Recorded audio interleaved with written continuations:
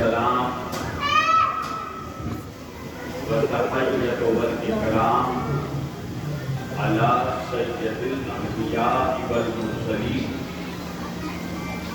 خاتم النبيين طه وياسين شفيع المذنبين امام الحرمين والقبلتين وسيلتنا في الدارين صاحب الطه والحسين جد الحسن والحسين محبوب رب المشرقين ورب المغربين مولانا ومولى الثقلين سيدنا ونبينا وشفيعنا وطبيبنا وحبيبنا وكريمنا وإمامنا وملجانا ومغيثنا وأولنا وأوسطنا وآخرنا وكلنا حضور جناب ابو القاسم محمد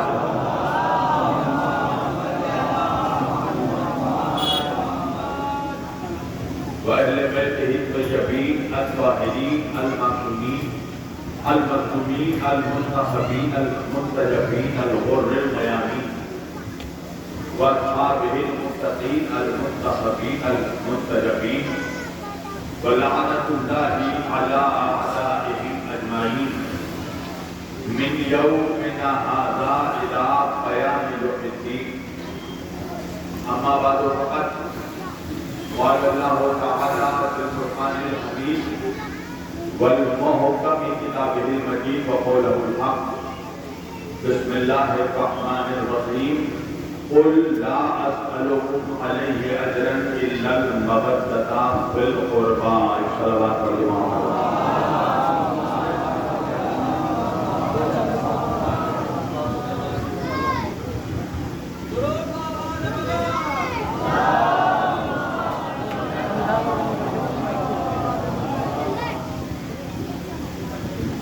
عزیزان گرامی قدر، برادران ملت اسلامیہ،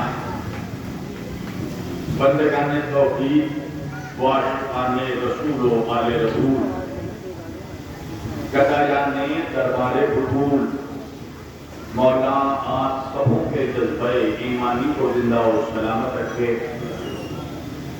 آپ دیکھ رہے ہیں کہ مجھے بتانے کی ضرورت نہیں ہے کہ اس کو میں کس تھکان اور سفر کی کن خستگیوں سے گزر رہا ہوں. یہ بتانے کی ضرورت نہیں کہ اوپر سے یہ مائک ایسا لگتا ہے کہ کسی دوسرے پلانٹ سے نازل ہوا ہے.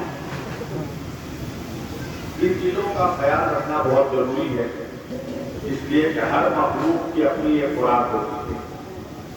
اپنے معیار سے نیچے تو میں آنے سے رہا، شیر بھوکا ہو مگر گھاس کو کھانے سے رہا.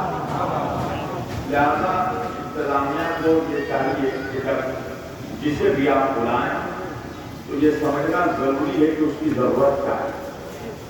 ایک اچھے پروگرام کی کامیابی کے لیے اچھا مائک ہونا بہت ضروری ہے. اور جب آپ عالم آبوگل میں کسی دوسرے پلانٹ کا مائک لگا دیں گے تو یہی حشر ہوگا جو اس وقت ہو رہا ہے.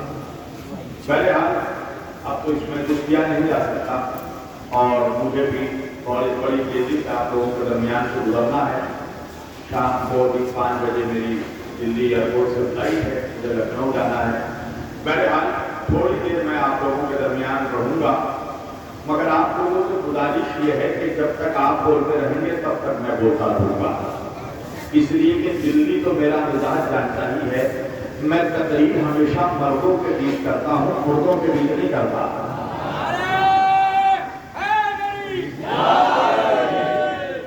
بس آپ لوگ ایسا مجھے ثبوت دیں اور اسلام آئی آگے رکھی کریے. صلوات پڑھتا ہوں درواز.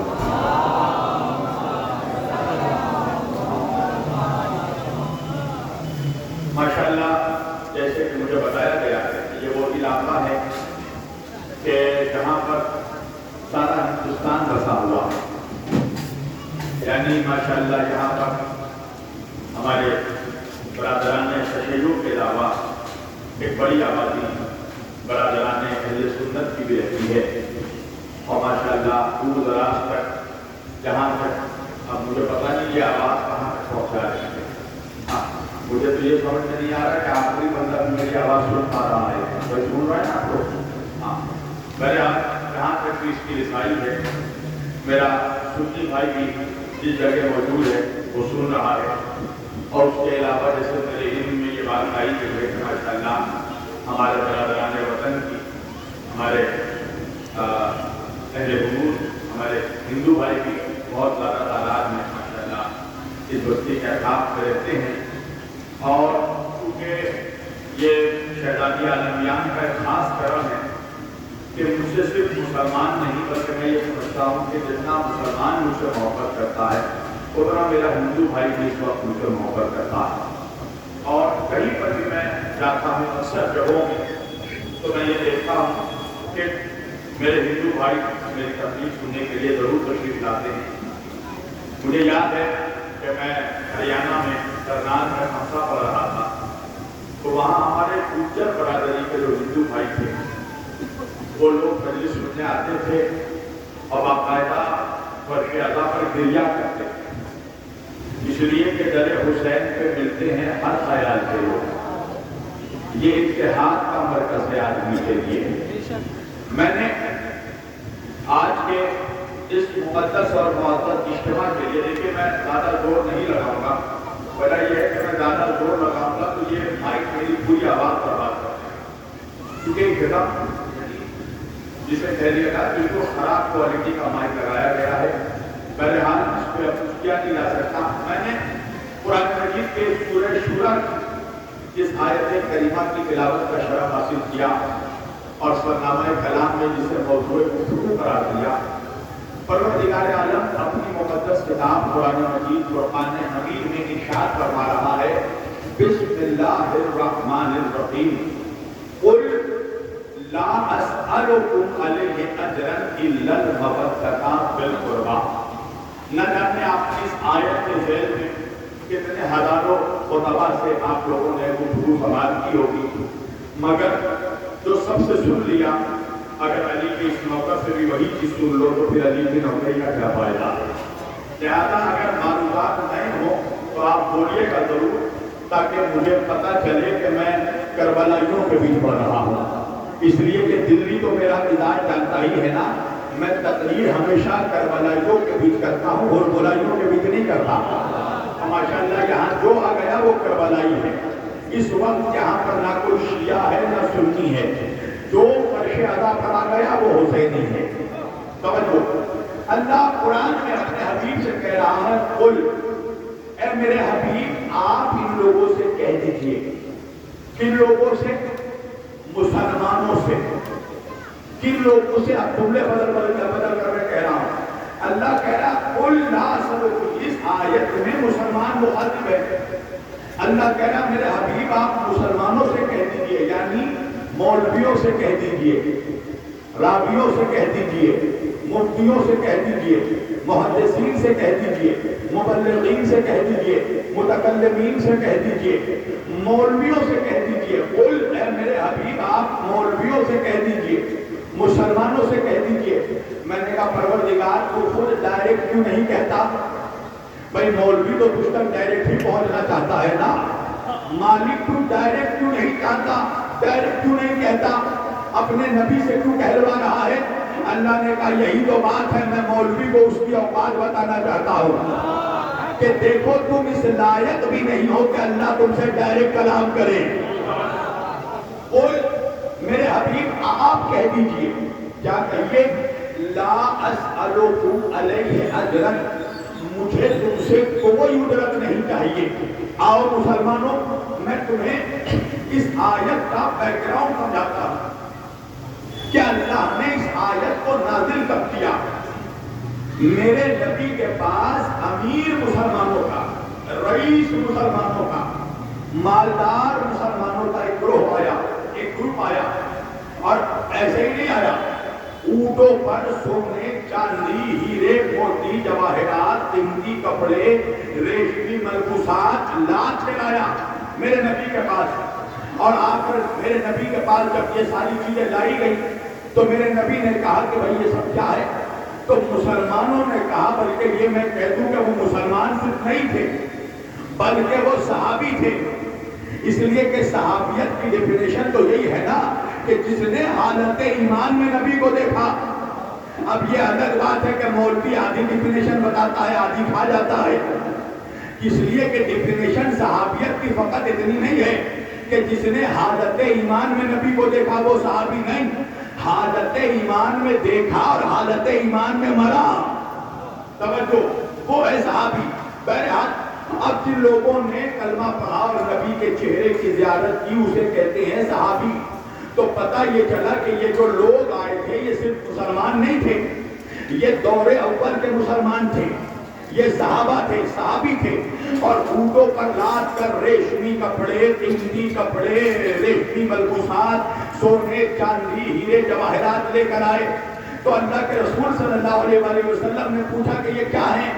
تو مسلمانوں نے کہا کہ یا رسول اللہ ہم حیوان، ہم انسان نما حیوان تھے، یعنی ہم جانوروں کی طرح زندگی گزارتے تھے، یا رسول اللہ آپ نے ہمیں حیوان سے انسان بنایا، پھر آپ نے ہمیں انسان سے مسلمان بنایا۔ یار پڑھاؤ اس کا ساؤنڈ پڑھاؤ میرے نبی بھائی، کہو اس کو کہ میری تقریر سے کسی کا بوقت نہیں پھٹتا، صرف منافقوں کا کلیجہ پھٹ جاتا ہے۔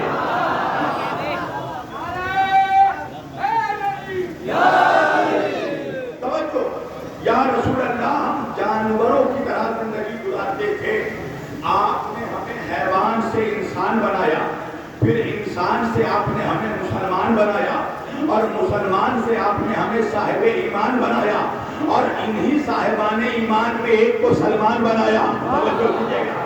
تو یا رسول اللہ آپ نے ہمیں حیوان سے انسان بنایا، انسان سے مسلمان بنایا، مسلمان سے صاحب ایمان بنایا، صاحب ایمان سے ایک کو مسلمان بنایا۔ یا رسول اللہ آپ نے ہمیں توحید دی، رسالت دی، آپ نے ہمیں دین دیا، اسلام دیا، آپ نے ہمیں شریعت دی، آپ نے ہمیں اخوت دی، آپ نے ہمیں طریقت دی، آپ نے ہمیں عقیدت دی، آپ نے ہمیں معرفت دی، آپ نے ہمیں حقیقت دی، آپ نے ہم تک عبادت پہنچائی، آپ نے ہم تک نماز پہنچائی، آپ نے ہم تک روزہ پہنچایا، آپ نے ہم تک حج پہنچایا، آپ نے ہم کو زکات دی، آپ نے ہمیں تعلیم دی، آپ نے ہمیں علم دیا، آپ نے ہمیں حکمت دی، آپ نے ہمیں تقویٰ دیا، آپ نے ہمیں کعبہ دیا، آپ نے ہمیں قبلہ دیا، آپ نے ہمیں صحیفہ دیا، آپ نے ہمیں جادہ دیا، آپ نے ہمیں ہدایت دی، آپ نے ہمیں نور دیا۔ یا رسول اللہ اتنی ساری چیزیں جو آپ نے ہم تک پہنچائی ہیں، یہ جو مکمل اسلام آپ نے ہمیں دیا ہے، تو یا رسول اللہ اس اسلام کو دینے کی خاطر آپ کو کتنی محنتیں کرنی پڑی، آپ کو کتنی مصیبتیں اٹھانی پڑی۔ یا رسول اللہ بچپن میں آپ نے یتیمی سہا، بچپن میں آپ ماں کی شفقت سے محروم ہو گئے، یا رسول اللہ آپ پر طرح طرح کے مظالم ڈھائے گئے، آپ پہ طرح طرح کی بربریت کی گئی، آپ کو آپ کے گھر سے نکال دیا گیا، آپ کو جلا وطن کر دیا گیا، آپ کو مکے سے نکال دیا گیا، آپ کا 3 سالوں تک سوشل بائیکاٹ کیا گیا، آپ کے صحابہ کو، آپ کے گھر والوں کو، آپ کے رشتہ داروں کو اذیتیں پہنچائی گئی، آپ پر سنگباری کی گئی، آپ کو پتھر مارے گئے، آپ کا لہو بہایا گیا۔ یا رسول اللہ کتنی مصیبتیں آپ نے اٹھائی، کتنی اذیتیں آپ نے اٹھائی۔ تو یا رسول اللہ آپ نے جو محنت کرنے میں، ہم تک دین پہنچانے میں جو آپ نے مصیبتیں اٹھائی ہیں، اور جو مصیبت اٹھا کر آپ نے محنت کر کے ہم تک اسلام پہنچایا، تو یا رسول اللہ ہم آپ کو ان محنتوں کا اجر دینا چاہتے ہیں، ہم آپ کو ان محنتوں کی اجرت دینا چاہتے ہیں۔ اچھا اکثر ہمارے مولوی بھی ترجمہ کرنے لگتے ہیں کہ اللہ کہہ رہا ہے کہ میرے حبیب ان سے کہو کہ ہم رسالت کی کوئی اجرت نہیں چاہتے، حالانکہ اگر آپ آیت پڑھیں گے تو آیت میں کہیں بھی رسالت کا لفظ نہیں ہے۔ اللہ اجرت کیا مانگ رہا ہے؟ قُلْ لَا أَسْأَلُكُمْ عَلَيْهِ أَجْرًا إِلَّا الْمَوَدَّةَ فِي الْقُرْبَىٰ، یعنی اللہ کہہ رہا ہے میرے حبیب ان سے کہو کہ ہم نے جو کچھ تمہیں پہنچایا ہے سب کی اجرت، توجہ کیجئے گا، نماز پہنچائی اس کی اجرت، روزہ پہنچایا اس کی اجرت، حج پہنچایا اس کی اجرت، زکات پہنچایا اس کی اجرت، کعبہ پہنچایا اس کی اجرت، قرآن پہنچایا اس کی اجرت، شریعت پہنچائی اس کی اجرت، سورتیں پہنچائی اس کی اجرت، آیتیں پہنچائی اس کی اجرت، قانون پہنچایا اس کی اجرت، پیغام پہنچایا اس کی اجرت، احکام پہنچایا اس کی اجرت، فروع پہنچایا اس کی اجرت، اصول پہنچایا اس کی اجرت. تو یہ سارا اسلام جو ہم نے تمہیں دیا ہے ہمیں سب کی اجرت چاہیے. توجہ تو بھائی اجرت کیا ہے؟ اب یہ مسلمان کہنے لگے ہم سونا لائے ہیں، ہم چاندی لائے ہیں، ہم ہیرے لائے ہیں، ہم یہ ریشمی کپڑے لائے ہیں آپ کو اجرت دینے کے لیے. ابھی یہ کہہ ہی رہے تھے کہ اللہ نے جبریل کو بھیجا اور جبریل نے آ کے بات درود و سلام فرمایا کہ اے میرے آقا اللہ فرما رہا ہے قل لا اسألکم علیہ اجرا، اگر تمہیں اجرت دینا ہے تو ہمیں اجرت میں سونا نہیں چاہیے، ہیرے نہیں چاہیے، موتی نہیں چاہیے، چاندی نہیں چاہیے، کپڑے نہیں چاہیے، گہنے نہیں چاہیے، زیورات نہیں چاہیے، الا المودۃ فی القربى، اگر دینا چاہتے ہو تو ہمیں فاطمہ کی محبت دے دو.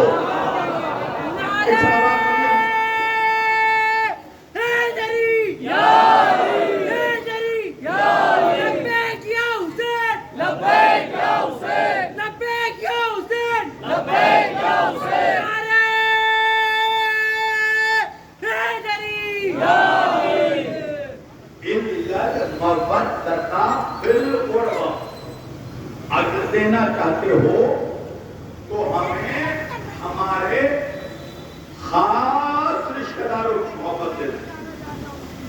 اب آپ کہیں گے مولانا آپ نے خاص رشتہ دار کا ترجمہ کیسے کر دیا؟ وجہ یہ ہے کہ آیت میں قربا نہیں ہے، آیت میں القربا ہے. نہیں پہنچا میرا مجمع. آیت میں اللہ نے الف لام لگایا ہے اور الف لام عربی کا قاعدہ ہے کہ ان جگہوں میں آتا ہے جہاں عام نہیں خاص لوگ مراد ہوتے ہیں. مثلا جوانوں اگر میں یہاں پر بیٹھ کر کہوں کتابن تو کتابن سے مراد کوئی بھی کتاب ہو سکتی ہے، ہسٹری، جغرافی، میتھ، سائنس، کیمسٹری. پر اگر میں الف لام لگا دوں میں کہوں الکتاب تو اب الکتاب سے مراد ہر کتاب نہیں ہوگی، کوئی خاص کتاب مراد ہوگی. تو اللہ یہاں پر اگر فی قربا کہتا تو مراد عام رشتہ دار ہوتے، پر جب اللہ نے الف لام لگا دیا فی القربا تو اب عام رشتہ دار مراد نہیں ہوں گے، خاص رشتہ دار مراد ہوں گے. نہیں پہنچا میرا مجمع. اچھا اتنی آسانی سے پہنچ جاتے تو میں کلکتے سے دلی کی سوریا آتا. چلو تو میں سمجھاتا ہوں، لے کر چلتا ہوں اپنے سفر میں. فرق کیا ہے میری جان عام رشتہ داری اور خاص رشتہ داری میں؟ جوانوں ادھر ادھر نہیں میری طرف دیکھو، ابھی یہاں سب سے خوبصورت میں ہوں. ہاں ہاں سارے خوبصورت لوگ یہاں بیٹھے ہیں. وجہ ہے نا علی پھٹکار زدہ چہرے والوں کا امام نہیں ہے. نبی نے فرمایا اے علی تو روشن چہرے والوں کا امام ہے. یاد رکھیے گا علی کی دشمنی سے دو چیزیں خراب ہوتی ہیں، پہلے چہرہ خراب ہوتا ہے پھر شجرہ خراب ہوتا ہے. اچھا مجھے نہیں پتا کہ یہ مائک کیوں خراب ہے. بہرحال ایک صلوات پڑھیے محمد والے. دو طرح کی رشتہ داری ہوتی ہے، ایک ہے عام رشتہ داری. تم لوگ بڑے مسکرا رہے ہو نا، تمہیں لگتا ہے ہر چیز بہت آسان ہوتی ہے، لوگ آسان سمجھتے ہیں مسلمان ہونا. رات تندوری نے کہا کہ مجھ سے پوچھو کہ غزل مانگتی ہے کتنا لہو، سب سمجھتے ہیں یہ دھندا بڑے آرام کا ہے. ایک صلوات پڑھیے محمد والے.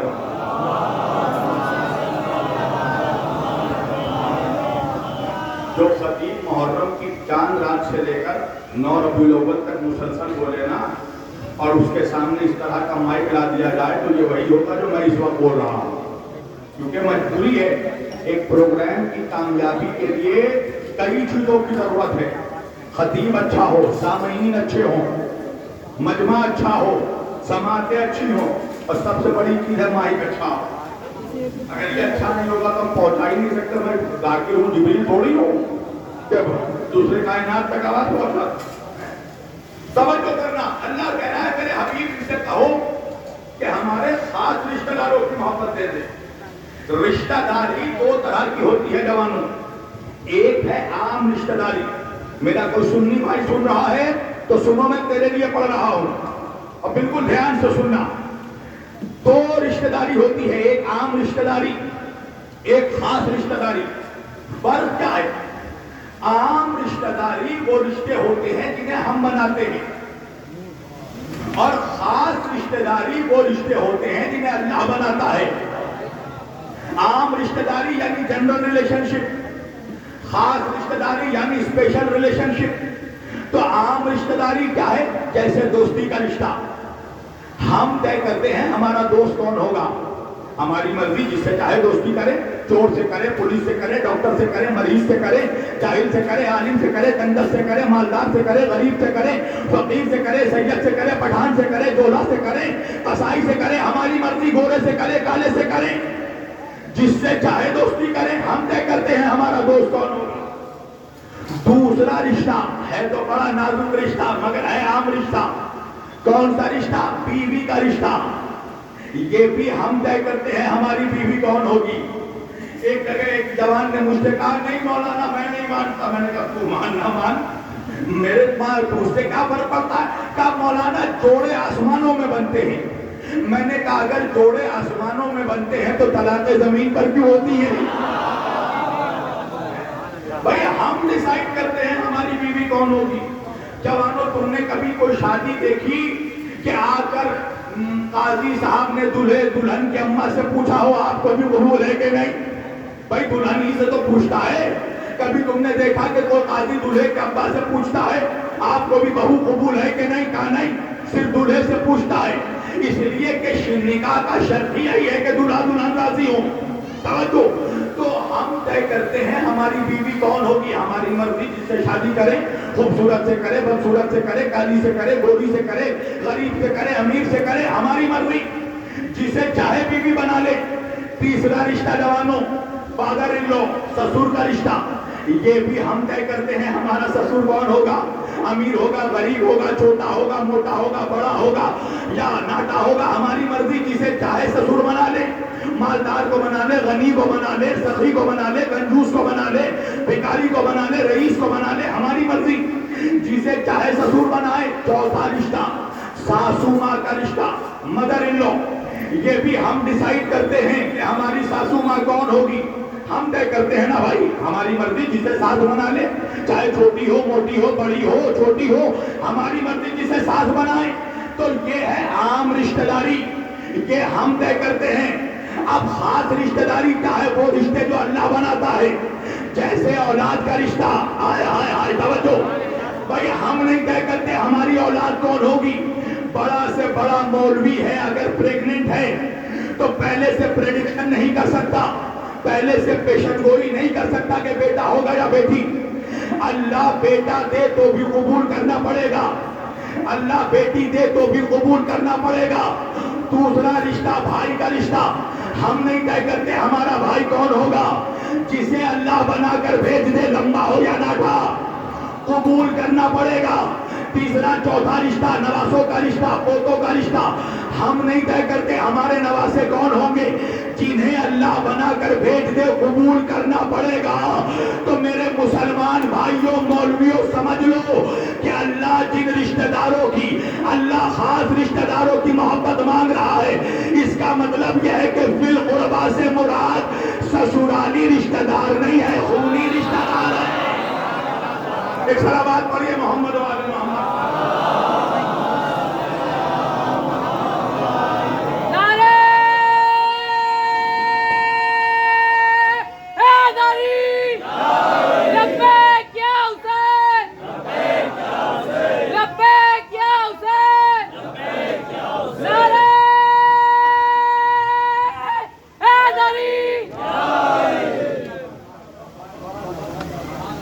مولا علی فرماتے ہیں کہ انسان سے اس کی عقل کے اعتبار سے گفتگو کرو. میں اس منبر کا اس صدقے میں یہ بات کہہ رہا ہوں کہ مولا علی نے تیرے اس نوکر کو ایسی ایسی موٹیاں دی ہیں کہ اگر برسانا شروع کر دوں تو نہ جانے کتنوں سے سروں سے بہت کر جائے گا. مگر میں اپنا علمی روپ دکھانے کے لیے نہیں آیا ہوں، منبر روپ دکھانے کے لیے نہیں ہے، مجمع کی ہدایت کے لیے ہے. توجہ. اگر ایک بھی اس مجمع میں کوئی دور دراز میں بھی اگر کوئی ہور سن رہا ہے اور فرش ازا تک آ جائے تو یہی مقصد مجلس ہے. تو میرا ٹارگٹ صرف وہ لوگ نہیں ہوتے جو سامنے میں چہرہ میرا دیکھ کر مسکراتے ہیں. میرا ٹارگٹ وہ بھی ہوتا ہے جو حجرے میں بیٹھ کر سن رہا ہے. اور میں دیکھ رہا ہوں بہت ٹوپی والے داڑھی والے میرے برادران سب سن رہے ہیں اور سننا چاہیے. اس لیے کہ حسین کسی ایک خاص قوم کی جاگیر نہیں ہے. حسین نے کربلا میں شیعت کو نہیں مکمل اسلام بچایا ہے. جو بھی کلمہ پڑھتا ہے اس کا وہ مقرود ہے حسین ابن علی کا, وہ مقرود ہے نبی کے گھرانے کا. تو اللہ کہہ رہا بالقربہ میرے حبیب ان سے کہو کہ ہمیں ہمارے خاص رشتہ داروں کی محبت دے دے. اب جملہ کھول کر کہہ دوں, یعنی اللہ کہہ رہا ہے ہمیں علی کی محبت دے دو, فاطمہ کی محبت دے دو, حسن کی محبت دے دو, حسین کی محبت دے دو, اس لیے کہ یہ نبی کے خونی رشتہ دار ہیں. اچھا نہیں پہنچا میرا مجمع, ایک منظر آپ کو دکھاتا ہوں. آیت تطہیر پڑھتے ہیں نا آپ, حدیث قصہ پڑھتے ہیں. کیا ہوا بھائی, ایک چادر کے نیچے 5 لوگ جمع ہو گئے. اچھا میرا جو سنی حسینی بھائی ہے اس کو مولوی بڑا پریشان کرتا ہے. مولوی پوچھتا ہے پنجتن کون ہے, آؤ آج میں تمہیں بتاتا ہوں پنجتن کون ہے.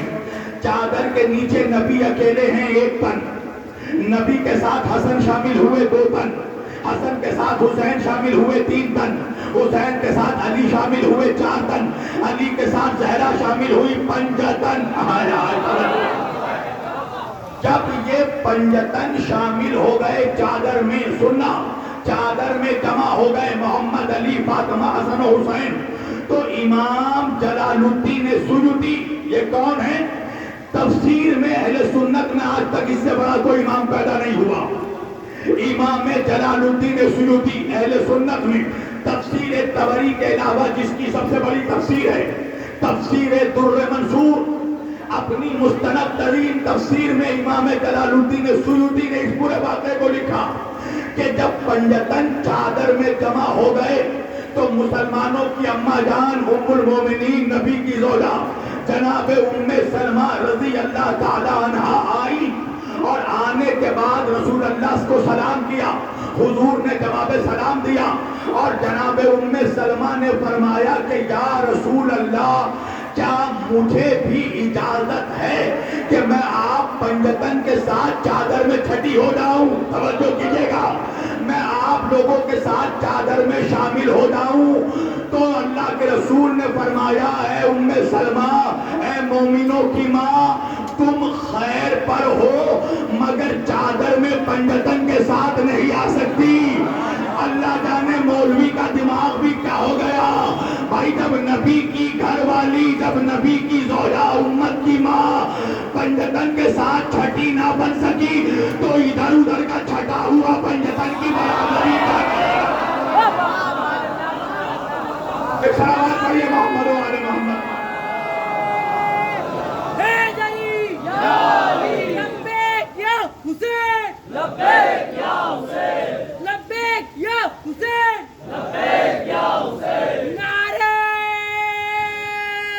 حیدری. بھائی توجہ کرنا میرے شیعہ سنی بھائی, سب سننا جو بول رہا ہوں, میں تمہارے لیے پڑھ رہا ہوں. میں وہ نہیں ہوں جو فرشتوں کو سنا کر چلا جاؤں. فرشتہ مجھ سے اچھا جانتا ہے علی کی عظمت کیا ہے. میں تمہیں سنانا ہے, توجہ. اب جناب ام سلمہ فرماتی ہیں کہ جب 5 تن چادر میں جمع ہو گئے تو اللہ کے رسول صلی اللہ علیہ وآلہ وسلم نے چادر کے 2 کونوں کو پکڑا اور پکڑ کر آسمان کی طرف دیکھا اور دیکھ کر کہا اللہم ہؤلاء اہل بیتی, اے اللہ تو گواہ ہو جا یہی میرے اہل بیت ہیں. توجہ کیجئے گا, یہی میرے اہل بیت ہیں. جناب ام سلمہ فرماتی ہیں جب نبی نے کہا تو جبریل قرآن کی آیت لے کر آئے, سورہ احزاب کی 33ویں آیت, 33ویں سورے کی 33ویں آیت, کہ اللہ فرماتا ہے انما یرید اللہ لیذھب عنکم الرجس اہل البیت ویطہرکم تطہیرا. توجہ آپ سنتے رہتے ہیں, آیت تطہیر نازل ہوئی 5 تن کے شان میں.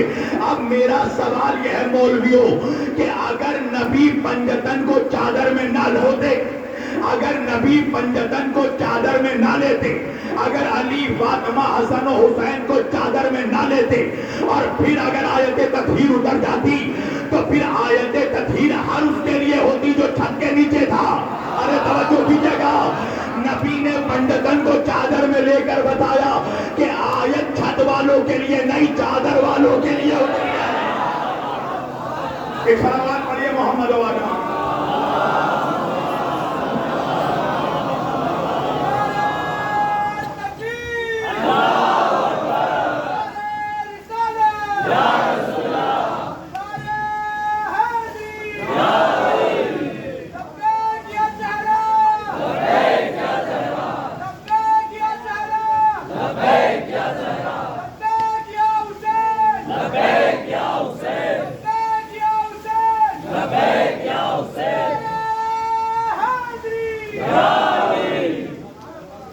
جوانوں پڑھوں نہ چھوڑ دوں، میں دیکھ رہا ہوں کچھ لوگ سن کر سن ہو جا رہے ہیں۔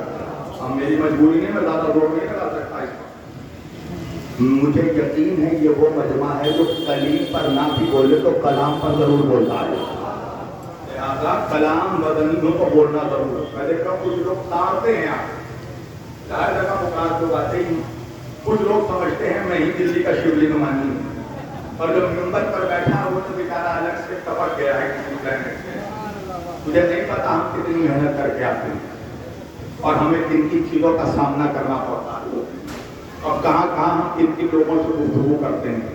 ہم کلیجہ چیر کر نہیں دکھا سکتے، بس یہ ہے کہ چونکہ حسین کے ذاکر ہیں تو اپنی اوقات میں رہو۔ ایک چیز یاد رکھو کہ حسین کے ذاکر کا مقام یہ ہے کہ جب ذاکر منبر پر بیٹھتا ہے تو امام اس وقت فرش پہ بیٹھا ہوتا ہے۔ ایک صلوات پڑھیے محمد والے محمد کا۔ لہذا عادت کامنے وڑنے کی ضرورت نہیں ہے، آؤ چپکے سے مجلس سنو، گھر چلے جاؤ۔ ہاں، اور جو بات پہنچائی جا رہی ہے اس کو غور کرو، اس لیے کہ یہ پیغام آل محمد کا میسج ہے۔ چھٹے امام امام جعفر صادق علیہ السلام فرماتے ہیں کہ تم لوگ دنیا تک صرف ہمارا پیغام پہنچا دو، ہمارے پیغام میں وہ تاثیر ہے کہ کائنات کھینچتی ہوئی چلی آئے گی۔ ہمارا کام پیغام پہنچانا، ہدایت پہنچانا اللہ کی ذمہ داری ہے۔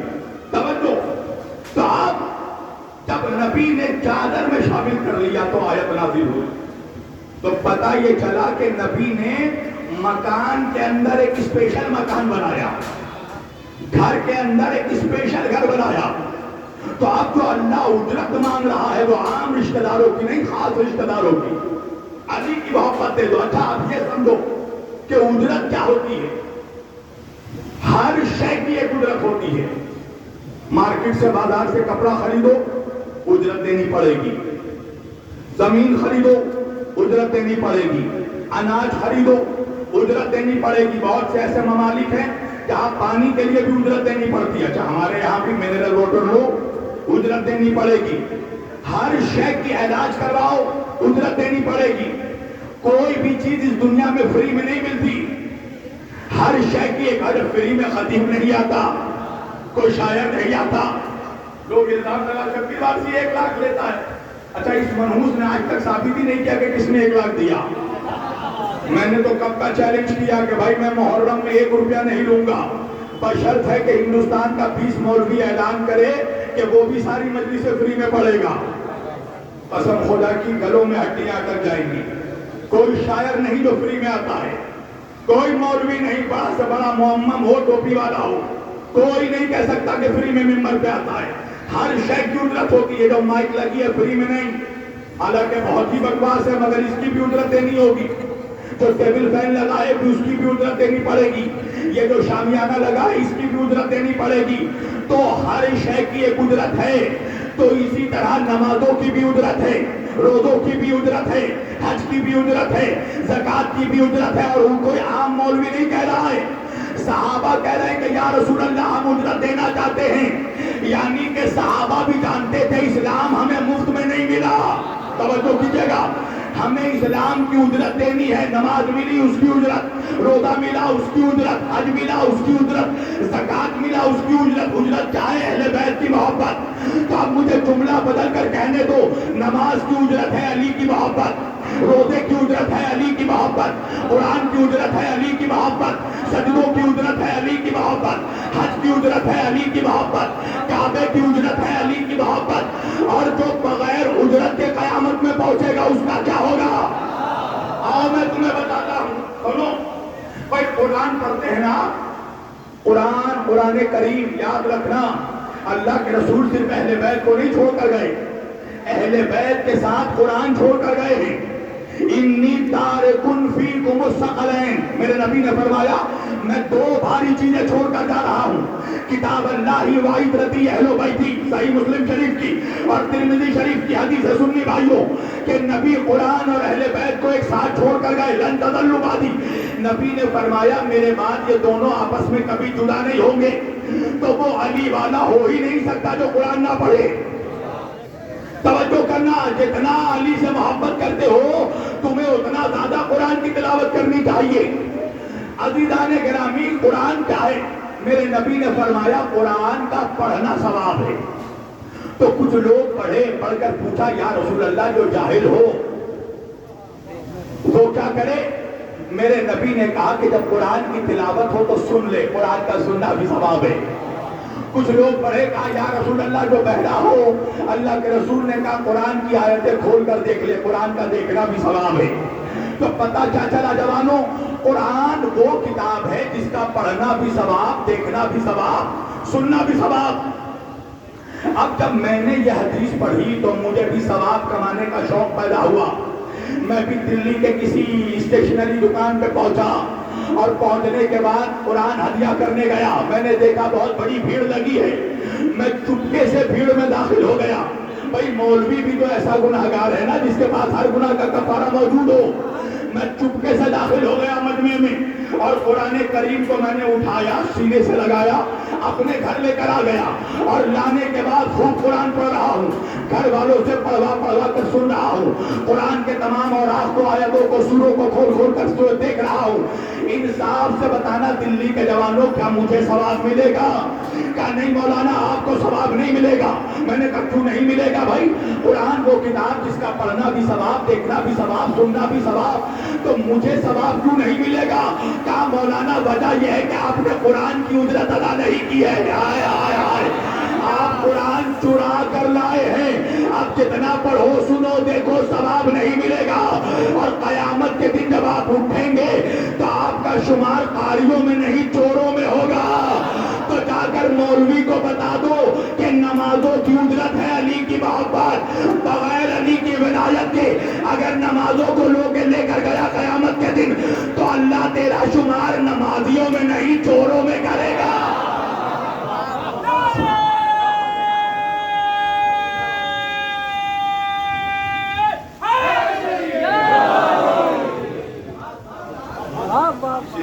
اجرت ادا نہیں.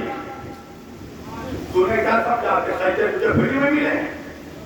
نمازیں فری میں نہیں ملی ہیں، اس کی اجرت ہے علی کے ولایت. مبتتا فی القربا، اس کی اجرت ہے اہل بیت کی محبت. اور سنو مسلمانوں، آیت میں لفظ محبت بھی نہیں ہے، لفظ مبتت ہے. فرق کیا ہے محبت اور مبتت میں؟ بس یہ فرق بتا کر اپنی تقریر سمیٹ لوں گا.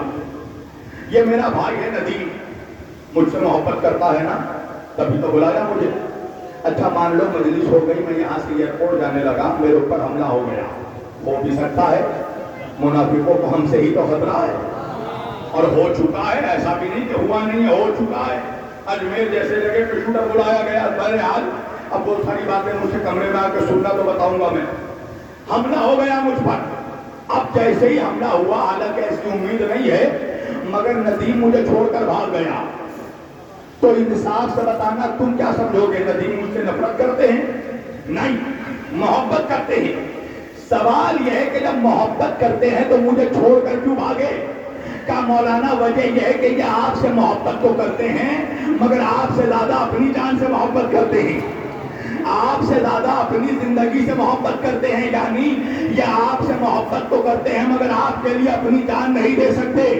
پر اگر ایسا ہوتا کہ میرے اوپر حملہ ہوتا اور میری جان بچانے کی خاطر اگر ندیم اپنی جان دے دیتے تو اس کا مطلب یہ ہے کہ ندیم مجھ سے محبت نہیں مودت کرتے ہیں، اس لیے کہ مودت اس محبت کو کہتے ہیں جہاں محبوب کے سامنے اپنے جان کی کوئی حیثیت نہیں رہتی۔ اب بات سمجھ میں آئی کہ جب کربلا کا واقعہ ہوا تھا تو اہل بیت سے محبت کرنے والے تو لاکھوں تھے مگر مودت کرنے والے 72 تھے۔ ایک صلوات پڑھیے محمد و آل محمد پر۔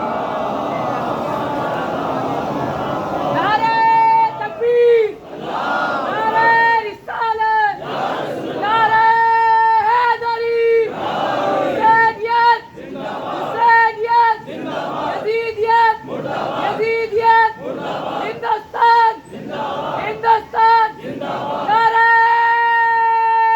حیدری۔ قرآن تقاضا محبت کا نہیں کر رہا ہے، قرآن تقاضا مودت کا کر رہا ہے۔ مودت کہتے ہیں ایکسٹریم لیول کی محبت، یعنی جہاں کمپرومائز نہ ہو۔ کچھ لوگ مجھ سے بھی کہتے ہیں مولانا تمہیں ڈر نہیں لگتا، کھلے میدان میں جیسا چاہتے ہو تیر چلاتے ہو؟ میں نے کہا اگر ڈرپوک باپ کا بیٹا ہوتا تو منبر پہ آتا ہی نہیں، جب آ گیا ہوں تو جان ہتھیلی پر لے کر آیا ہوں۔ جو کمپرومائز جہاں ہو جائے وہ محبت ہو سکتی ہے، مودت نہیں ہو سکتی۔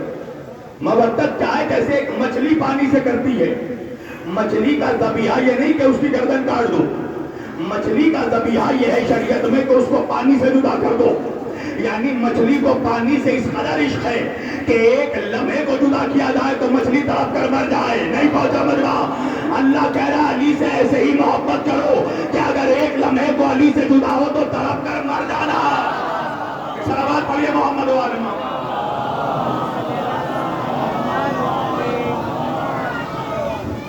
تقاضا ہے مودت کا، اللہ نے مودت مانگی ہے۔ توجہ، عشق مانگا ہے اور عشق پر کوئی قید نہیں ہوتا، یاد رکھنا۔ مہندر سنگھ بیدی کہتا ہے عشق ہو جائے کسی سے کوئی چارہ تو نہیں، صرف مسلم کا محمد پہ ادارہ تو نہیں۔ آج دیکھو تمہاری نمازوں میں تمہارے ساتھ ہندو شریک نہیں ہوتا، تمہارے حج میں تمہارے ساتھ سکھ شریک نہیں ہوتا، مگر جہاں حسین کی فرش عزا بچھی ہر قوم کا انسان چلا آتا۔ جنت سے نکالے گئے پیغمبر اول، یہ سچ کبھی تاریخ سے ٹالا نہیں جاتا، تو جنت سے تو بہتر ہے عزا خانہ شبیر، دشمن بھی اگر ہو تو نکالا نہیں جاتا۔ ہر مذہب کا آدمی آ رہا ہے امام حسین کی فرش عزا۔ میرے پاس وقت نہیں ورنہ میں آج حسینی برہمن کی تاریخ تمہیں سناتا، اور الحمدللہ تمہارا یہ نوکر ہے کہ جس نے حسینی برہمن کی پوری تاریخ پڑھی ہے، تمام دلائل اور ریفرنسز کے ساتھ۔ یوٹیوب اٹھا کر دیکھ لینا میری تقریر کہ حسینی برہمن کا کیا رشتہ ہے امام حسین سے۔ امام حسین علیہ السلام کی نصرت کے لیے ہندوستان سے ہندوؤں کی بھی فوج گئی تھی، 10,000 کا لشکر روانہ ہوا تھا ہندوستان سے، جس کی سرداری ایک برہمن کر رہا تھا۔ مگر جب یہ لوگ کربلا پہنچے تو چونکہ شہادت کربلا کا واقعہ ہو چکا تھا، عاشور گزر چکا تھا، تو یہ لوگ کربلا میں رکے، یہ لوگ عرب میں رکے، اور جب جناب مختار بن عبید ثقفی نے امام علی مختصر پڑھ رہا ہوں، امام حسین کا انتقام شروع کیا قتل کا، تو یہ وہ برہمن تھے، ہندو تھے جو جناب مختار کی فوج میں شامل ہوئے، اور شامل ہونے کے بعد انہوں نے ابن زیاد کے لشکر سے مقابلہ کیا، اور راہب سدھت جو برہمنوں کا سردار تھا اس کے 7 بیٹے اسی جنگ میں قتل ہوئے ہیں، اور جب وہاں سے بچ کے جو برہمن ہندوستان واپس آئے انہوں نے اپنا نام حسینی برہمن رکھ لیا۔ آج تک چھپر یہ کچھ کاسٹ ہیں برہمنوں کے جو اپنے ناموں کے ساتھ حسینی برہمن لکھتے ہیں۔ یہ میری بہن سنیتا جگران، ہندوستان کے کئی میجر آرمی آفیسرز حسینی برہمن ہیں، اور کھل کر کہتے ہیں ہم حسینی برہمن ہیں۔ امام حسین کا ہندوستان سے خاص رشتہ ہے. اس لیے دیکھو یہ تو اللہ کا شکر ہے کہ ہم اس ملک میں رہتے ہیں کہ جہاں کا ہندو بھی حسینی ہے. تمہیں پتا ہے ہندوستان کا پہلا پردھان منتری کون ہے؟ پنڈت جواہر لال نہرو. کون تھے؟ یہ ناستک تھے. اب سنو امام حسین سے محبت کیا تھی. میرے نانا علامہ اقبال آدمی یہ کوٹیشن کوٹ کیا کرتے تھے کہ پنڈت جواہر لال نہرو نے اپنی کتاب میں امام حسین کی جب عظمت بیان کی تو پنڈت نہرو کہتے ہیں due to the non communal character and due to the selfless services rendered by the great house of prophet Muhammad the great of Arabia. Hazrat Imam Hussain was not only the holy crusader of Islam but he was one of the greatest defender of democracy the world has ever produced, and especially the sacrifice of an infant son of Imam Hussain, Hazrat Ali Asghar, is incomparable in the history of entire mankind, and Imam Hussain surpasses all through the ages.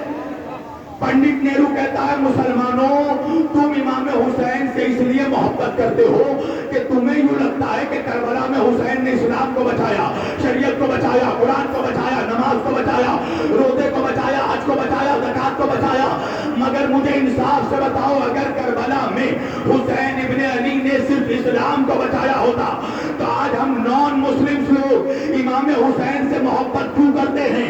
تو پنڈت نہرو کہتے اس کی وجہ یہ ہے کہ امام حسین was not only the holy crusader of Islam but he was one of the greatest defender of democracy. Karbala میں امام حسین نے اسلام کو نہیں انسانیت کو بچایا ہے. صلوات پڑھیں محمد و آل محمد.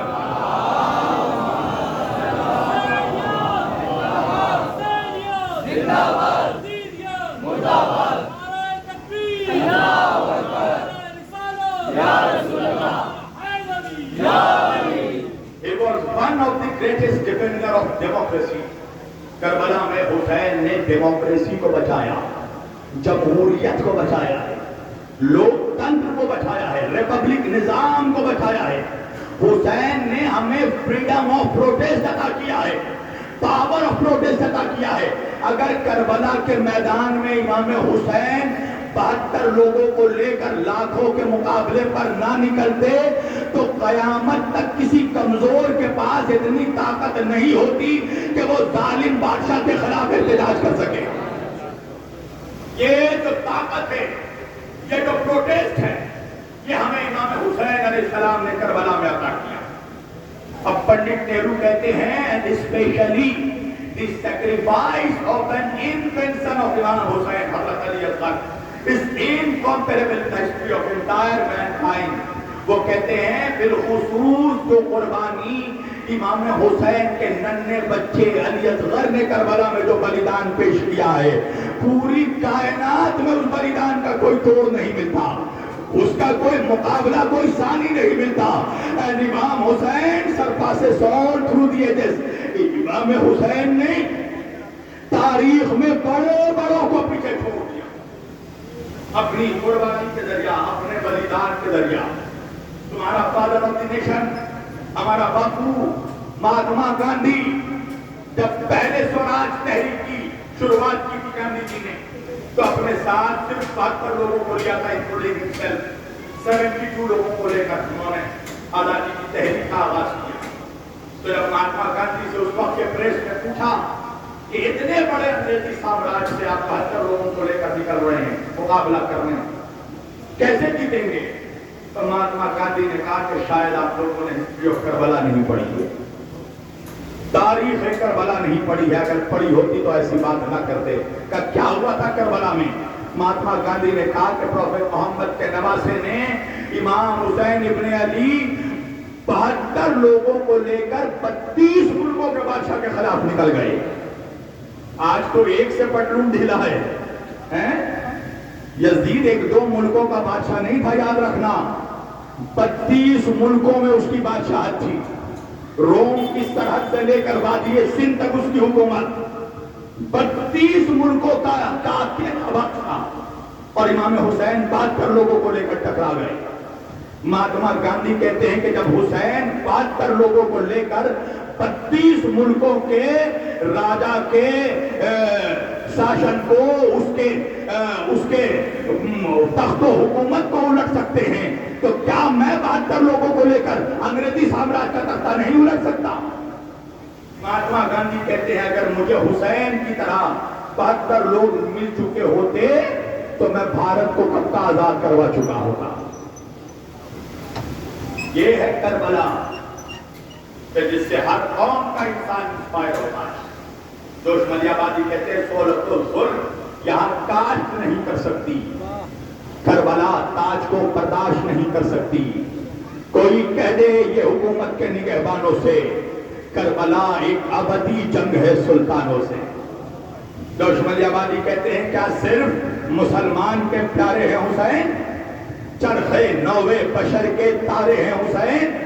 ارے انسان کو بیدار تو ہو لینے دو، ہر قوم پکارے گی ہمارے، ہر قوم پکارے گی ہمارے۔ اس لیے دیکھو کوئی کسی دھرم کا وہ امام حسین سے محبت کرتا ہے، ہر دھرم کا۔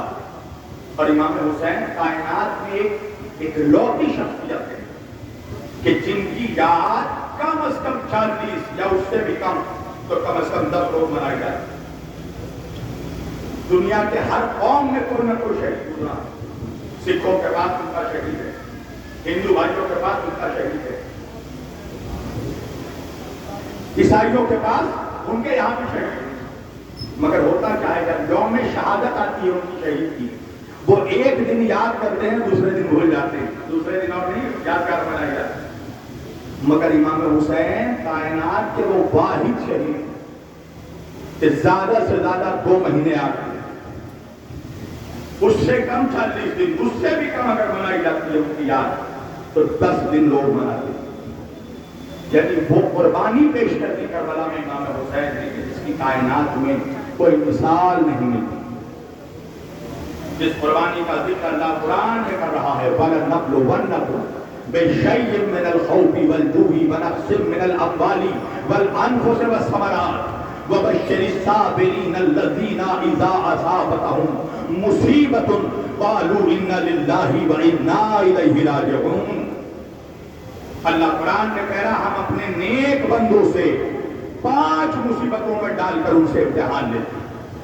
ان کی اولاد کے ذریعہ، ان کو خوف میں ڈال کر، ان کو بھوکا رکھ کر، ان کو پیاسا رکھ کر، ان پہ ثمرات کی پھلوں کی کمی کر کے، اور جو ان 5 مصیبت میں بھی صبر کرتے ہیں وہی تو میرے نیک بندے ہیں جو مجھ سے کہتے ہیں اے پروردگار انا للہ و انا الیہ راجعون، ہم تیرے ہی پاس سے آئے تھے اور تیرے ہی پاس لوٹ کر جانا ہے۔ قسم خدا کی تاریخ انسانیت میں سوائے امام حسین علیہ السلام کے کوئی ایسی ذات نہیں گزری کہ جس پر ایک ساتھ 5 مصیبتیں ٹوٹی، صرف امام حسین علیہ السلام۔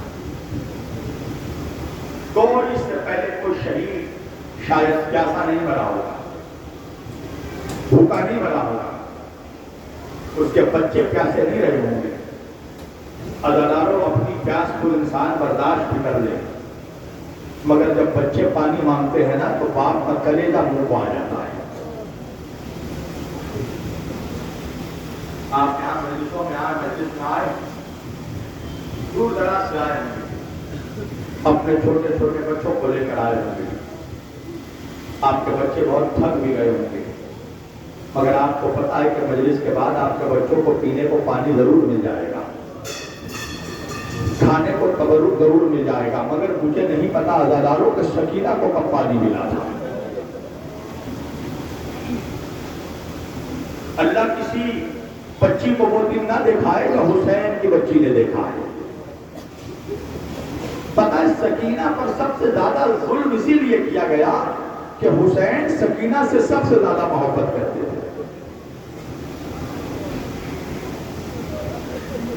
جب حسین مکے سے کوفے کی طرف آ رہے تھے نا تو امام حسین علیہ السلام کو جناب مسلم کی شہادت کی اطلاع ہوئی۔ امام حسین علیہ السلام نے جناب مسلم کی بیٹی عاتقہ کو اپنے قریب بلایا اور عاتقہ کے سر کو سہلایا، عاتقہ کے کانوں کی پرانی بالیاں حسین نے اتاری، صندوق سے نئے نئے گوشوارے نکالے، مسلم کی یتیمہ کو پہنایا. سنو گے عزادارو، یہ منظر سکینہ دیکھ رہی تھی. سکینہ نے سوچ لیا کہ امت میں جب کوئی بچی میرے نانا کی امت میں یتیم ہو جاتی ہے تو اس کا اسی طرح سر سہلایا جاتا ہے، اس کو نئی نئی بالیاں پہنائی جاتی ہیں. عزادارو، سکینہ کو کیا پتا تھا کہ سکینہ کا کوئی سر نہیں سہلائے گا. جب سکینہ یتیم ہوگی تو سکینہ کو تواجے مارے جائیں گے، نئی بالیاں نہیں پہنائی جائیں گی، سکینہ کے گوشوارے نوچ دیے جائیں گے. اللہ تمہیں کوئی غم نہ دے سوائے غم حسین کے. عزادارو، جب حسین کا سر بریدہ نیزہ پر بلند کیا گیا نا تو سکینہ نے جب باپ کا کٹا سر دیکھا تو بچی کی چیخ نکل گئی. تو کیا عزادارو، کسی نے سکینہ کو دلاسا نہیں دیا.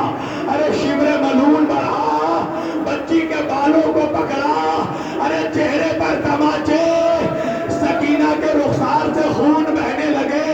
سکینہ نے پاپا کا کٹا سر دیکھا، دیکھ کر کہا بابا کیا نانا کی امت میں یتیم بچوں کو تماچے مارے جاتے ہیں؟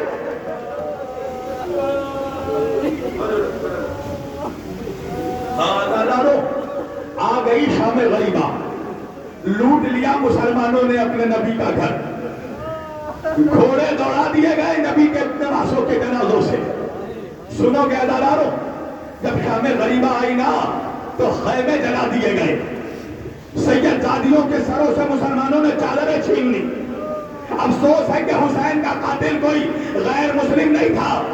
علامہ اقبال کہتے ہیں کیا تماشا ہوا اسلام کی تقدیر کے ساتھ، ارے قتل شبیر ہوئے نعرہ تکبیر کے. سنو گیا عزادارو، اللہ جانے کتنے بچے وہیں پر گل گئے. جو بچے بچ گئے زینب ان کو لے کر خیمے میں جمع ہو گئی. سنو گیا عزادارو، مجھے نہیں پتا کہاں سے آدھی رات ایک پیالہ پانی کا آیا. زینب نے ہاتھوں میں پانی کا پیالہ لیا، سکینہ کے قریب آئی، آ کر کہنے لگی سکینہ میرے بھیا کی یتیمہ 3 دن کی پیاسی ہے سکینہ، 3 دن کی بھوکی ہے سکینہ، تجھے تماچے مارے گئے سکینہ، تیری بالیاں نوچ لی گئی سکینہ، تیرے رخسار سے خون بہ رہے ہیں سکینہ، تیرا بابا مر گیا سکینہ. سکینہ لے میری بچی تھوڑا پانی پی لے ورنہ تو مر جائے گی. سنو گے اولاد والو، بچی حسین کی تھی نا.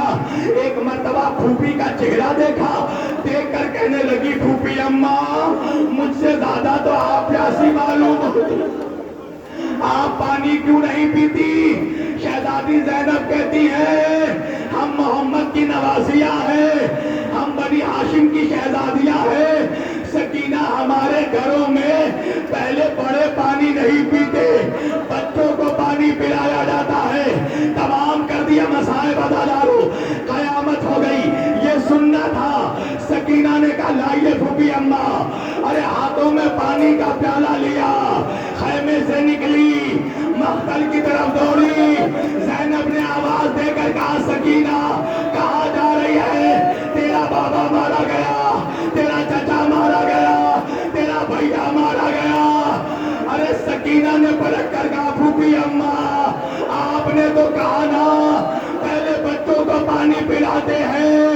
ارے میرا اصغر، ارے میرا 6 مہینے کا بھیا، ارے میرا پیاسا بھیا.